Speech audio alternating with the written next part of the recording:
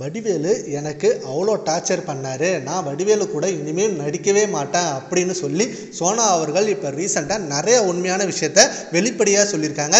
இதை கேட்டதும் வடிவேலு இப்படிப்பட்ட மனுஷனா அப்படின்னு எல்லாருமே நினைக்க ஆரம்பிச்சிட்டாங்க. குசேலன் படத்தில் வடிவேலுக்கு ஜோடியாக நடித்தவங்க தான் நடிகை சோனா. அண்ட் இவங்க அதுக்கப்புறம் தொடர்ந்து வடிவேலு கூடவே நடிக்க 16 படங்கள் கமிட் ஆனாங்களாம். ஆனால் ஒவ்வொரு தடவையும் இவங்க வேணான்னு ரிஜெக்ட் பண்ணிட்டாங்க. ஏன்னா அது மிகப்பெரிய டார்ச்சராக இருந்தது.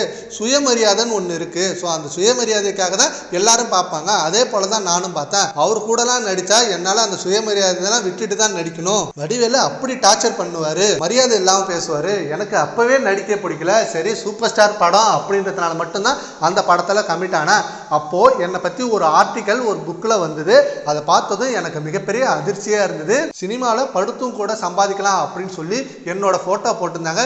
இதை பார்த்ததும் எனக்கு அவ்வளோ டென்ஷன் ஆனிச்சு. அப்போ நான் ரஜினி சார்கிட்ட போயிட்டு, சார் இங்கே பாருங்கள் சார், இந்த மாதிரிலாம் பண்ணியிருக்காங்க, எனக்கு ரொம்ப கஷ்டமாக இருக்கு அப்படின்னு சொன்னதுக்கு ரஜினி சார் ஒரு வார்த்தை சொன்னார். அதுதான் அவர் பெரிய மனுஷர் அப்படின்றதுக்கு எல்லாருக்குமே ஒரு உதாரணமாக இருந்தது. நீங்கள் அப்படி பார்க்குறீங்க, நீங்கள் படுத்தா கூட அது ஒரு ஃபோட்டோவா, அது நீங்கள் இப்போ ஒரு பிரபலமாகிக்கிட்டீங்களே, உங்களை பெருமையாக பேசுகிறாங்கல்ல, நீங்கள் அந்த ஒரு இடத்துல இருக்கீங்க.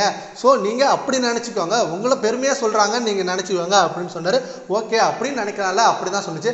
அதனால தான் ரஜினி மிகப்பெரிய சூப்பர் ஸ்டார் அளவில் இருக்காரு. அண்ட் இனிமே நான் அந்த மாதிரி வடிவேலு கூட நடிக்கிறதா வாய்ப்பு கிடைச்சாலும் நடிக்கவும் மாட்டேன், எனக்கு சுயமரியாதை தான் முக்கியம் அப்படின்னு சொல்லி சோனா சொன்ன விஷயங்கள் செம்ம வைரலாக போயிட்டு இருக்கு. சரி ஓகே ஃப்ரெண்ட்ஸ், இதை பற்றி உங்கள் பண்ணுங்க, நம்ம கான்வர்ஸில் கமெண்ட் பண்ணுங்க. Thank you friends.